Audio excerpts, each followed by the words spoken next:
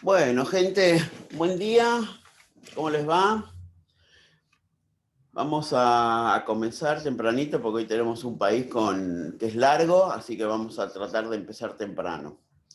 El país que vamos a ver hoy es Turquía. Turquía tiene, digamos, voy a compartir, así ya lo vamos viendo.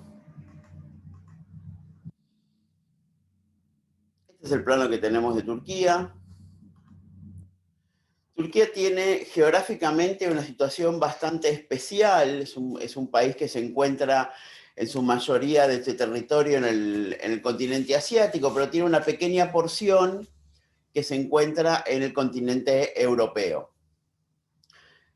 Turquía también tiene en su historia una situación bastante especial, que si nosotros lo vemos geográficamente y recordamos un poco lo que fue la historia de la evolución mundial, Turquía en su momento fue el paso obligado que tenían los países europeos o las civilizaciones europeas para llegar a Oriente.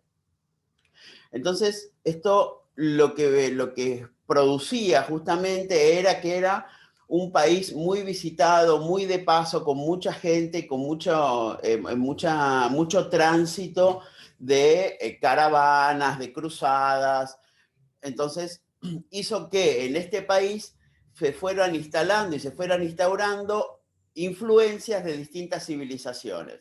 También recordemos, un poco para hacer un poco de raconto en la historia y ponernos a pensar qué es lo que estaba pasando y qué es lo que pasa hoy con el turismo y con la cultura turca, que Turquía estuvo durante mucho tiempo manejado o influenciado por el Imperio Romano. Recordemos que el Imperio Romano, que duró aproximadamente unos 10 siglos, unos 15 siglos, perdón, influenció todo el que era el mundo conocido alrededor del Mediterráneo inclusive hasta gran parte de lo que era cercano y Medio Oriente. Y justamente en Turquía, que fue muy influenciado por el imperio Romano, se asentó lo que fue a partir de la separación del Imperio Romano, cuando se separó el Imperio Romano de Oriente, el Imperio Romano de Occidente. En el Imperio Romano de Oriente, justamente esa gran porción de territorio de Imperio Romano, la capital de ese imperio se instaló en una ciudad se llamaba en ese momento Bizancio. Justamente la capital, Bizancio, vamos a ver que hay gente que sigue entrando, perdón. Justamente esa capital, esa ciudad que se conoció como Bizancio, fue la ciudad que luego se conoció como Constantinopla, y luego es a partir de principios del siglo XX, y como nombre oficial a partir de 1979, es la ciudad de Estambul. Que justamente Estambul tiene esa característica de ser una ciudad muy importante, muy cosmopolita, una ciudad que era el tránsito obligado, como verán por la situación geográfica, era el punto más cercano, por supuesto que no tenía que ver con el paso a través de Rusia, que en ese momento era muy problemático con las potencias europeas, era el paso obligado para la zona de Oriente. Como veremos acá y geográficamente, Estambul está asentada sobre dos continentes. Acá tenemos este sector de la ciudad de Estambul, que está asentado sobre el continente asiático, y este sector de la ciudad de Estambul, que está asentado en el continente europeo. Esta ciudad y estos dos continentes está dividido o unido, según cómo se vea, por el estrecho de Bósforo, que es este pequeño estrecho que nosotros vemos acá, marcado por esta línea. Esta línea de punteada justamente marca la división de los dos continentes. Y Estambul, como le dije, que era una ciudad total y absolutamente cosmopolita, de paso por un montón de civilizaciones, de conexión entre un continente y otro, entre las civilizaciones europeas y las civilizaciones asiáticas, hizo que tenga mucha influencia de muchas culturas distintas. Entonces nosotros vamos a ver acá, en esta ciudad, que vamos a encontrar, dentro de los elementos que vamos a ir viendo, cómo esta ciudad tiene, desde su arquitectura, desde su cultura, influencia de distintas civilizaciones. El sector más importante o el sector más rico con respecto a elementos turísticos que tiene la ciudad esta ciudad de Estambul dentro de Turquía es lo que se conoce como el Cuerno de Oro. Este Cuerno de Oro es este sector que se conoce acá, es esta parte, que está enmarcado, digamos, por el estrecho de Bósforo y este pequeño entrada de agua, porque ni siquiera es un río, una entrada de agua que es conocido como el Cuerno de Oro. ¿Por qué se le conoce como el Cuerno de Oro? Porque cuando está la caída del sol, el reflejo del agua es como si fuera un lago o un sector dorado. Y en esta parte, en esta pequeña península, es donde estaba sentada la vieja ciudad de Bizancio, donde estaban los elementos más importantes y los edificios más importantes. Por eso nosotros aquí nos vamos a centrar en este sector para ver la mayor cantidad de elementos. Y dentro de los elementos que vamos a ver, el primer elemento que vamos a ver, a ver, ahí sí se ve.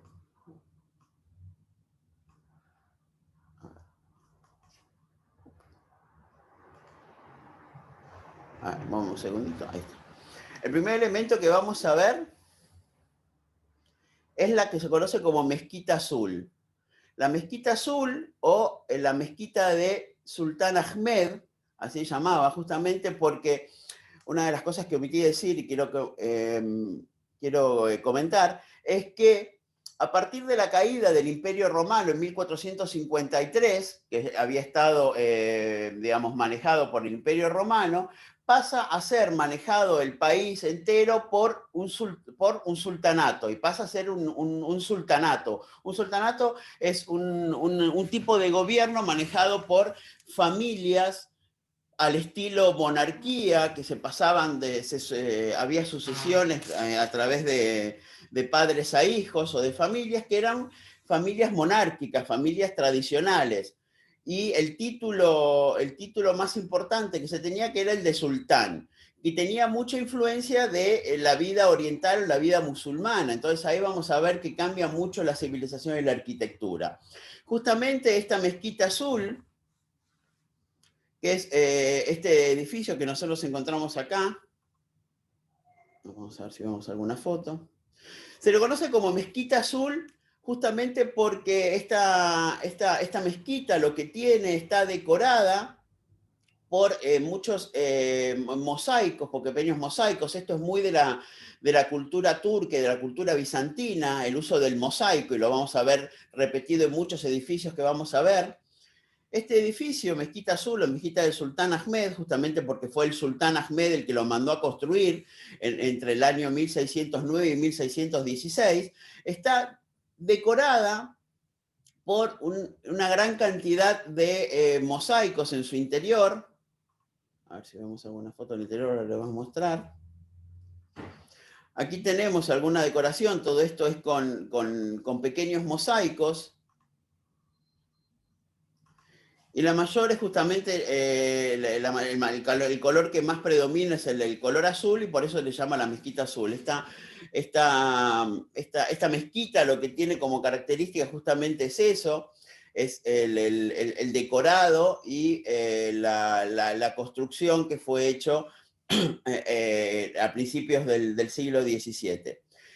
Para entrar, por supuesto, se tiene que cumplir, se puede visitar, y se tienen que cumplir todos los pasos con respecto a visitar un lugar sagrado musulmán. Los hombres tienen que ir con el torso, por supuesto, el torso cubierto, las piernas tienen que estar cubiertas, las mujeres tienen que tener el cabello y la cabeza cubierta, no pueden mostrar hombros, y pasan, digamos, yo cuando lo visité, te pasás, haces una fila donde sacás tu entrada y después pasás por un lugar donde hay una cabina con 2 personas que miran, persona por persona, a ver si cumplen esa característica. Y si no, ellos te proveen como una especie de una tela para que vos te puedas cubrir y puedas visitar. Te tenés que sacar los zapatos porque, bueno, como habíamos visto ahí, tiene unas finas alfombras de seda y para no arruinarlo y por la cantidad de gente que pasan, podés pasar los zapatos, pero sigue funcionando como mezquita. O sea que hay un sector donde se puede visitar,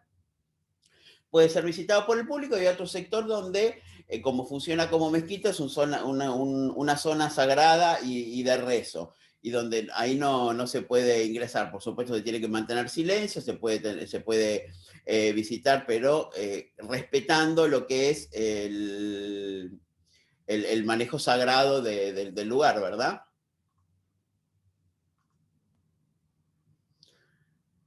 A ver si puedo hacer... Déjame compartir, y voy a compartir algunas fotos que tengo de la mezquita azul.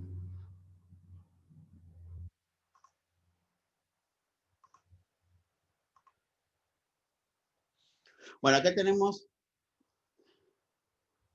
¿Ahí se ve la foto? ¿Se puede llegar a ver la foto que estoy compartiendo? Sí, sí, se ve, profe. Perfecto, gracias. Bueno, esta es una foto de la mezquita azul, sacada desde la puerta de otro edificio que vamos a ver ahora, que es Hagia Sofía. Como verán, tiene todas las características con esos minaretes impresionantes que tiene, de una mezquita. Acá donde les decía yo que tiene la característica de llamarse mezquita azul por los mosaicos, colores que predomina el color azul.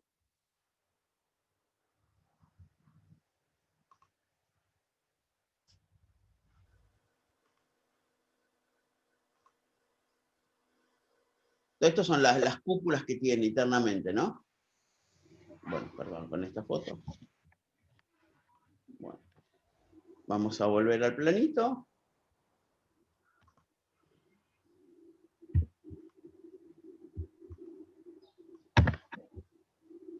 El segundo edificio que vamos a ver acá, digamos, el segundo sector es este sector que vemos aquí. Es esta plaza que encontramos acá, que es conocido como el Hipódromo de Constantino. Justamente en esa época de Constantinopla, que se llamaba Constantinopla, que justamente fue nombrada en honor a Constantino, uno de los gobernantes del Imperio Romano de Oriente. Aquí se había construido un hipódromo, que luego fue construido, pero como verán, la plaza mantiene esa forma como de óvalo que tiene ahí. Y dentro de este hipódromo de Constantino vamos a ver que tenemos un obelisco egipcio. A ver, vamos a ver aquí si lo tenemos, a ver si lo mostramos.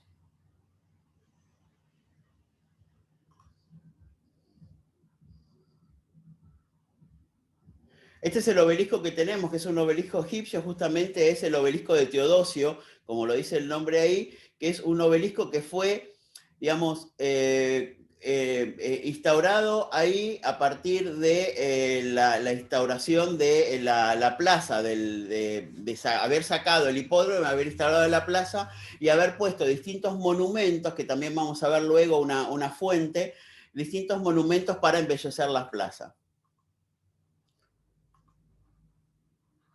Voy a mostrarle un par de fotos con respecto a esto. Esto es una fuente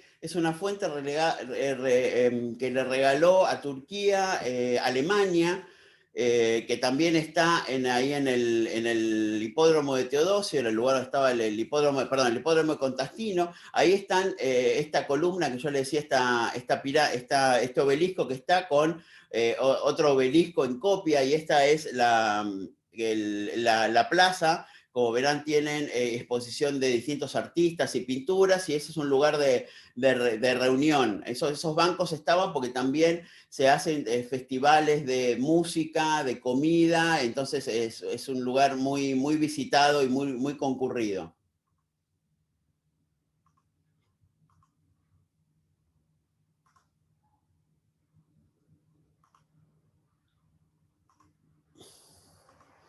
El siguiente edificio que vamos a ver es este edificio que tenemos acá.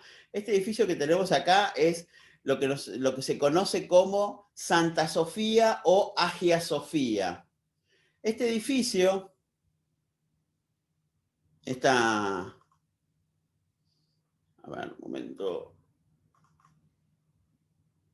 A ver si podemos verlo. Bueno.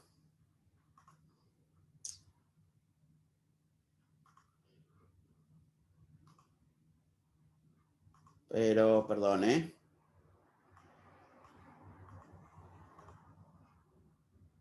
Bueno.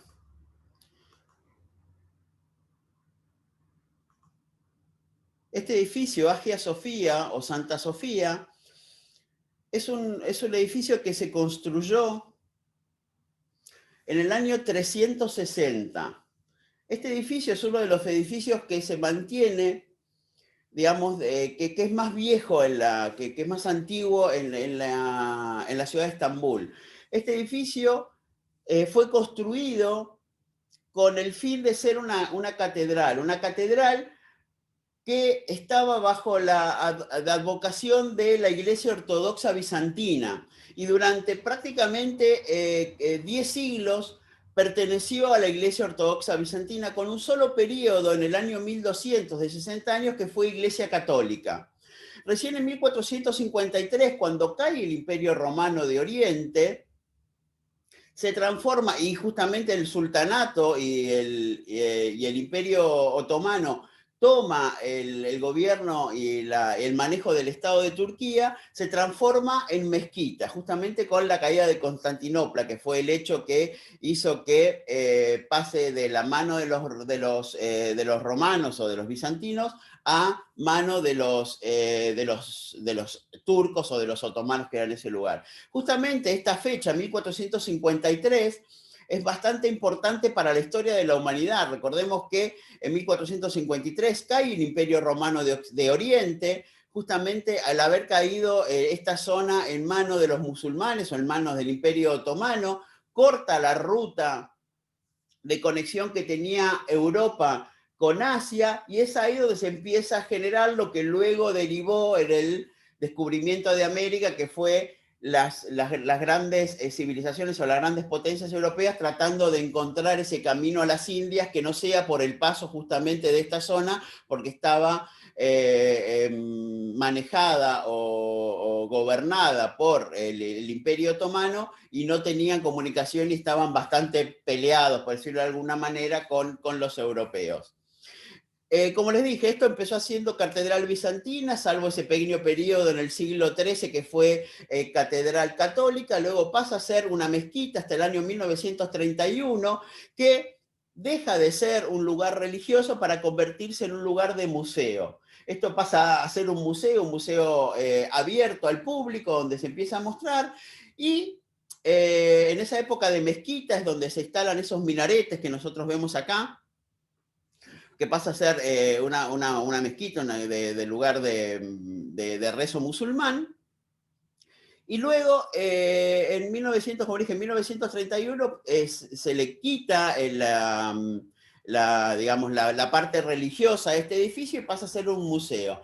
Pero el último renglón de esta historia se escribió recién hace unos meses, en julio de este año, donde el presidente Erdogan, que es el presidente de Turquía, decidió que este edificio vuelva a ser una mezquita y un lugar religioso. Así que desde julio de 2020, de este año, nuevamente pasó a tener una connotación y un lugar de rezo y pasó a ser nuevamente mezquita. Voy a mostrar algunas fotos.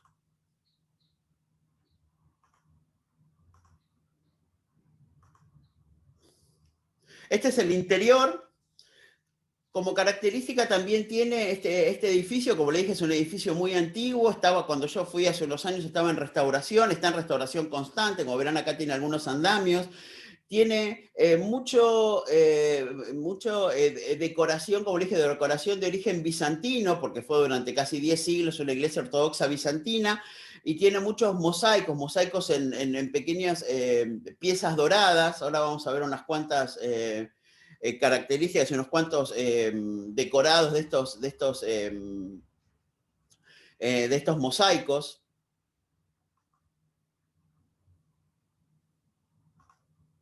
Ven, esto es lo que yo le decía, que tiene un montón de mosaicos, son pequeñas como piedritas de distintos colores dorados que forman estas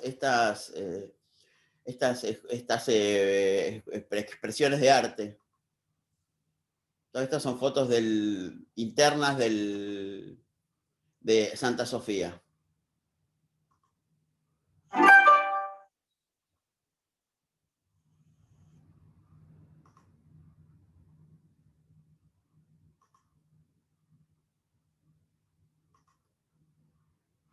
Estos son pasillos y escaleras que hacen que puedas ir a recorrer la parte de adelante, pero como verán, tiene una parte como muy decorada y muy fuerte, pero eso parece como si fuera una especie de mazmorra del siglo XIV, del siglo XIII, de un castillo europeo, ¿no? Un castillo medieval europeo. Estos son pasillos de la parte superior. Acá tenemos esta puerta que se decía que era la puerta de entrada al paraíso o a la zona sagrada, que es todo un muro de mármol que tiene aproximadamente como casi 80 o 90 centímetros de mármol puro, tallado, centímetros de ancho, decía, ¿no? Esto es uno de los mosaicos más antiguos que va quedando. Bueno, se fue deteriorando, pero es uno de los mosaicos más antiguos del principio de la construcción de esta catedral bizantina. Y acá tenemos una visión desde la puerta de la Mezquita Azul hacia Santa Sofía, que es este edificio que encontramos aquí atrás.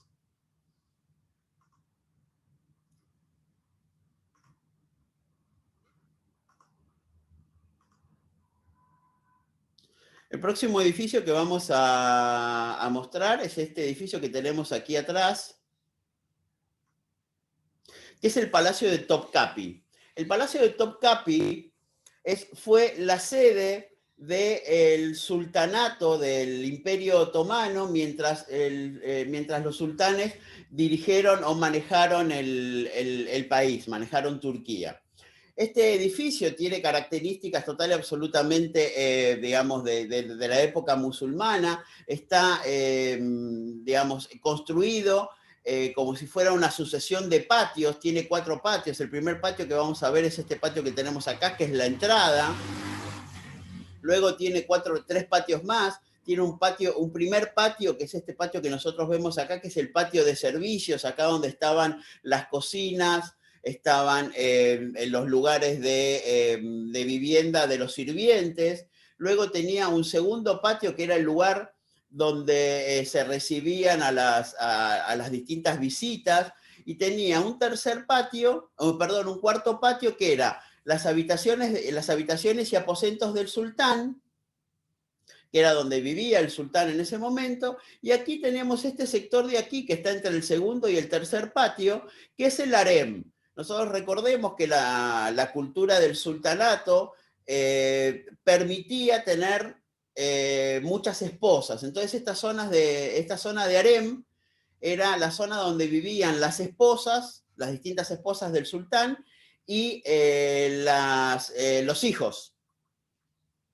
Este edificio, el Palacio de Topkapi, fue construido por el sultán Mehmed en el siglo XV y fue usado como sede del gobierno hasta el siglo XIX.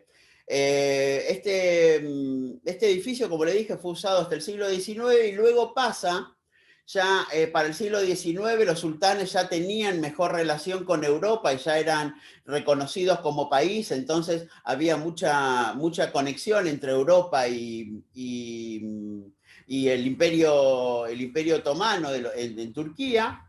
y los sultanes empiezan a querer parecerse más a Europa, querían acercarse más a Europa, entonces dejan este edificio y pasan a construir un edificio que vamos a ver un poquitín más adelante, que es el Palacio de Dolmebache, que tiene características de palacio europeo. Pero como les dije, este edificio, el Palacio de Topkapi, tiene unos 700.000 metros cuadrados, fue construido en el siglo XV y fue usado hasta el siglo XIX como edificio de gobierno y vivienda de la sede del sultanato.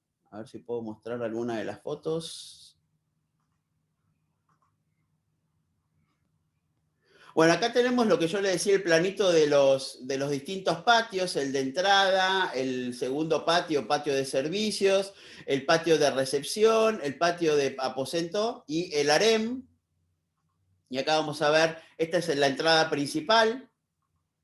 Y acá vamos a ver los distintos edificios que vamos a encontrar adentro. Hoy por hoy, dentro del Palacio de Topkapi, no solo funciona el palacio en sí, sino que funciona en varios sectores, distintos museos. Podemos encontrar distintos museos como el Museo de Antigüedades, el Museo Arqueológico. También tenemos una de las salas donde se guarda el manto sagrado de Mahoma, justamente el gran impulsor de la religión musulmana, y aquí en una de estas salas es donde se guarda. También hay una sala donde se guardan joyas de la corona del sultanato, y es una sala muy, muy custodiada, tiene joyas con oro, rubí, diamantes, cuchillos, espadas, coronas. La verdad que es bastante interesante. Acá vemos la decoración, que también pasa mucho de esto por mosaico, por pinturas. Cada sala y cada sector tiene como una característica distinta, un decorado distinto, un color predominante distinto.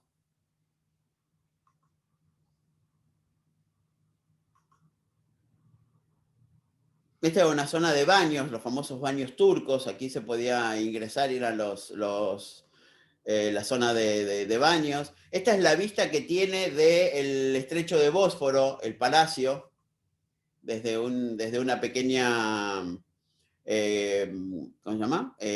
Terraza. También esta es la zona del harem, y en la zona del harem también había piletas, como verán acá, fuentes y piletas. Era una zona que después vamos a ver también, era una zona que era de mucha sequía. Ven la decoración que tiene de mucho dorado, mucho mosaico. Este sigue siendo la zona del harem. Estos eran los distintos aposentos de las distintas esposas, habitaciones, lugares de descanso, lugar de recepción, salas de estar. Miren la decoración, ¿no? Qué recargada.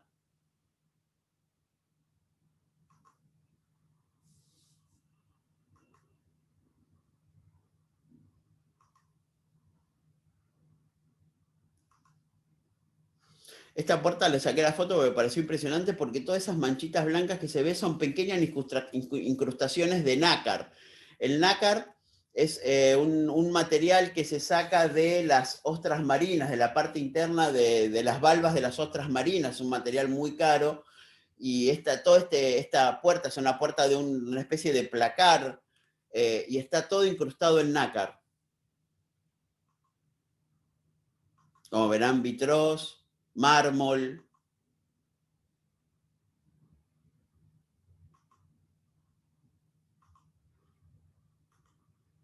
Bueno.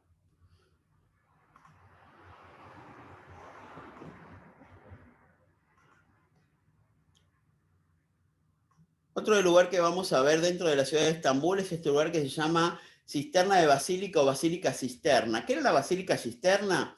La Basílica Cisterna fue un lugar, acá vemos alguna foto, luego voy a mostrar algunas más. Era un lugar que se construyó de forma subterránea, que era un lugar para acumular agua, era justamente una cisterna para acumular agua dulce, para abastecer de agua potable y agua dulce al Palacio de Topkapi, que es el que fuimos recién. Esta edificación que también fue construida, es prácticamente contemporáneo el Palacio de Topkapi. Fue construida justamente para abastecer de agua. Y lo que tiene como característica es que esta edificación guarda en sí, puede acumular entre 80 y 100.000 metros cúbicos de agua. Fue construida, como les dije, contemporáneo al Palacio de Topkapi, para abastecer de agua. Tiene de 140 metros de ancho por más de 60 de largo, y está sostenida, estas bóvedas están sostenidas por columnas, casi 300 columnas. Y lo que vamos a ver ahora es que tiene justamente la decoración que tiene, parece como si fuera una iglesia o un edificio importante, y no lo que veíamos acá de que era en realidad era como un tanque de agua, una cisterna. A ver si encuentro las fotos. Acá. Acá vemos cómo esta sucesión de columnas aguantaba la estructura de bóvedas.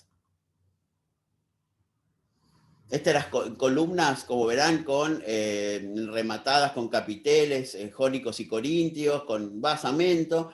Y como dentro de las características que tiene, que hay basamentos de las columnas que tienen la cara de Medusa. Ahora vamos a ver. Se ve medio borroso porque era muy oscuro adentro para sacar fotos.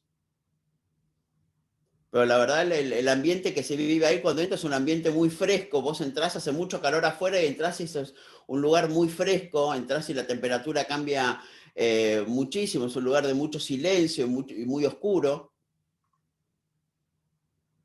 Hay agua y, como verán, está plagado de peces. Hoy por hoy, por supuesto, no se usa como agua potable, sino como lugar de visita, lugar turístico. Y hay dos columnas que tienen la cabeza de Medusa como basamento. Esta es una, que está como la cabeza girada, y la otra es esta que tiene la cabeza de costado. Se dice que estos basamentos de columnas se pusieron así, de costado, para como contrarrestar la mala energía o la magia que podía generar Medusa. Medusa era un ser mitológico que decía que si vos la mirabas de frente te convertías en una estatua de sal o de roca. Entonces como que tenía cierta influencia mala. Entonces lo que hacían era justamente poner estas caras o invertidas o de costado para que Medusa no pueda hacer esta magia para las personas que visitaban.